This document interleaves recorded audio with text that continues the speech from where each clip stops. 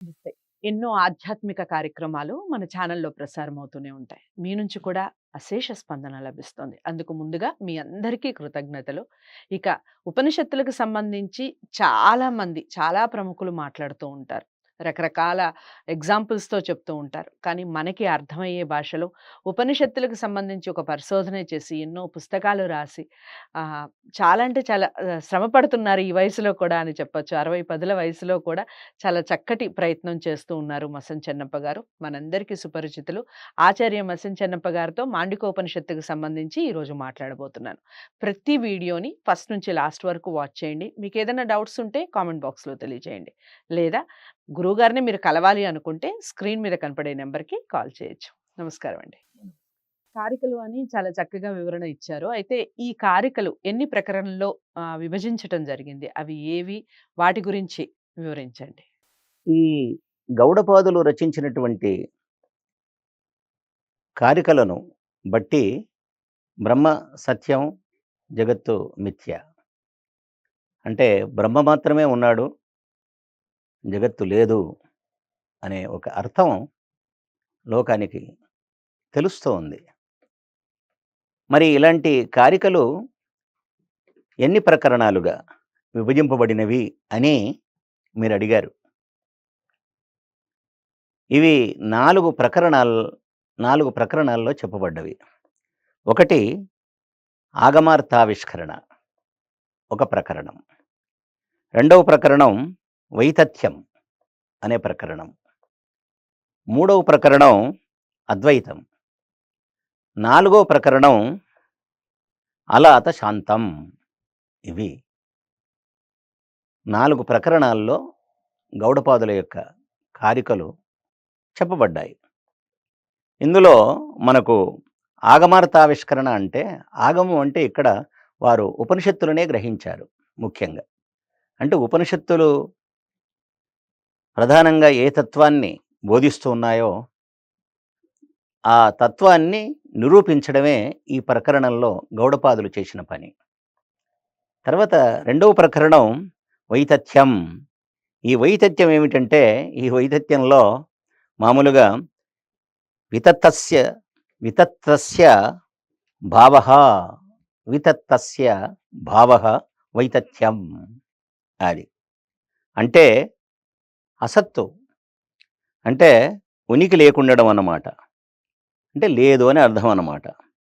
అంటే ప్రపంచ పదార్థాలన్నీ కూడా ఉనికి లేనివి, ఒక పరబ్రహ్మ మాత్రమే ఉనికి కలిగినటువంటి వాడు అని చెప్పడమే ఈ ప్రకరణం యొక్క ముఖ్యమైన ఉద్దేశం అన్నమాట. ఎట్లా అంటే వైతథ్యం సర్వభావానాం స్వప్న ఆహుర్ మనీషిణః. అది అంటే మనకు స్వప్నంలో గుర్రం ఎక్కినట్టుగా, విమానం ఎక్కినట్టుగా,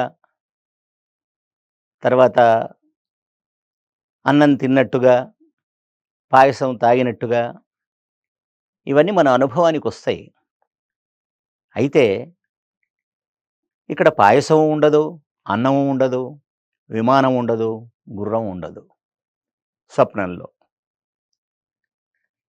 కనుక స్వప్నంలో ఇవన్నీ లేవు గనుక ఈ ప్రపంచం కూడా స్వప్న సదృశమే, స్వప్నం లాంటిదే. కాబట్టి స్వప్నంలో ఏ విధంగా వస్తువులు లేనివిగా కనిపిస్తూ ఉన్నాయో, ప్రపంచ పదార్థాలు ఏ విధంగా మనకు స్వప్నంలో కనిపించవో, దీన్ని బట్టి నిజానికి ప్రపంచం కూడా లేనిదే అని గౌడపాదులు ఆయన స్వప్నావస్థను దృష్టిలో పెట్టుకొని చెప్పినాడు. అట్లాగే జాగ్రత్త అవస్థ గురించి ఆయన విశ్లేషిస్తూ, ఒక వస్తువు వర్తమానంలో ఉంది అంటే అది అంతకుముందు లేనట్టే. అది అంటే ఆ వస్తువు పుట్టకముందు లేనట్టే, తర్వాత ఆ వస్తువు నశించిన తర్వాత లేకుండా పోతుంది. అంటే వర్తమానంలో కనిపించే వస్తువు పూర్వం లేకుండా ఉన్నది, తర్వాత నశించిన తర్వాత అది లేకుండా పోతుంది. అంటే ప్రపంచ పదార్థాలన్నీ కూడా లేనివే, ఉనికి లేనివే, అస్తిత్వం లేనటువంటివే, అవి శాశ్వతమైనటువంటివి కావు. కాబట్టి ప్రపంచం మిథ్యా అని గౌడపాదులు ఈ కారికల ద్వారా ఆయన చెప్పడం జరిగింది. ఈ వైతథ్యం అనే ప్రకరణం ద్వారా. తర్వాత వారు ఏమంటారంటే, చీకటిలో మనం పామును చూసి తాడనుకుంటాం, కానీ వెలుగొచ్చిన తర్వాత నిజానికి అది తాడుగా దాన్ని గుర్తిస్తాం. కాబట్టి ఇక్కడ భ్రమ అన్నమాట. మనం భ్రమపడుతున్నాం ఈ ప్రపంచంలో. కాబట్టి ఈ భ్రమకు కారణమైంది సత్యం ఎట్లా అవుతుంది? కాబట్టి ఇక్కడ ఉన్నది మాత్రం రజ్జువే, దాన్ని తాడుగా మనం భ్రమిస్తున్నాం. ఉన్నది భగవంతుడే, కానీ ప్రపంచంగా మనం భావిస్తూ ఉన్నాం అని గౌడపాదులు వారు వైతథ్యం అనే ప్రకరణంలో వివరించడం జరిగింది. అనిశ్చిత యథారజ్జు అంధకారే వికల్పిత సర్వధారాదిభిః భావైః తద్వదాత్మా వికల్పిత అని ఆయన కారికలు రచించడం జరిగింది. అట్లాగే ఆయన ఏమంటాడంటే, మనకు తాడని తెలిసినప్పుడు భ్రాంతి తొలగిపోతుంది, కాబట్టి ఉన్నది ఆత్మనే, అట్లాగా మనకు ఆత్మజ్ఞానం కలుగుతుంది అని చెప్పడం జరిగింది. తర్వాత అద్వైతం అనే మరొక ప్రకరణంలో ఆయన ఏం చెప్తాడంటే, ఘటాకాశం పటాకాశం ఉదాహరణలుగా తీసుకొని ఘటంలో కానీ లేకపోతే పటంలో కానీ ఆకాశం ప్రతిబింబిస్తుంది. ఘటం పగిలిపోతే, పటం చినిగిపోతే ఈ ఆకాశం, ఘటాకాశం పటాకాశం అసలైనటువంటి ఆకాశంలో కలిసిపోతుంది. అదేవిధంగా ఉన్నది భగవంతుడే, అతని యొక్క ప్రతిబింబమే మనకు ప్రపంచము. కాబట్టి ఈ ప్రపంచానికి భగవంతునికి తేడా లేదు. ఈ ప్రపంచం భగవంతునిలోనే కలిసిపోతుంది. ఆకాశంలో ఏ విధంగా ఘటాకాశం పటాకాశం కలిసిపోతుందో అని ఆయన అద్వైతం అనే ప్రకరణంలో తెలియజేయడం జరిగింది.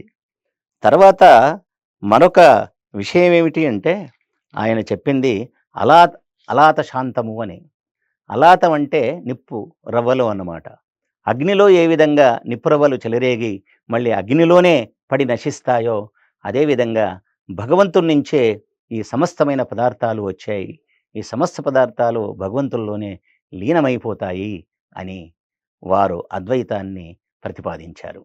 నమస్కారం. ఈ ప్రశ్నకి సమాధానం అనేది చాలా చక్కగా వివరించారు కదా గురువు గారు. మసం చెన్నప్ప గారిని మీరు ఈ ఉపనిషత్తులకు సంబంధించి ఏదైనా వివరణ తెలుసుకోవాలి అనుకున్నా, దీనికి సంబంధించిన పరిశోధన అసలు గురువు గారు ఎలా చేశారు అని తెలుసుకోవాలి అనుకున్నా, స్క్రీన్ మీద కనపడే నెంబర్కి కాల్ చేయొచ్చు. మరి ఈ వీడియోని అందరికీ షేర్ చేసే ప్రయత్నం చేయండి, లైక్ చేసి ఛానల్ని సబ్స్క్రైబ్ చేసుకోండి. తదుపరి ప్రశ్నతో మళ్ళీ కలుస్తాను. నమస్తే.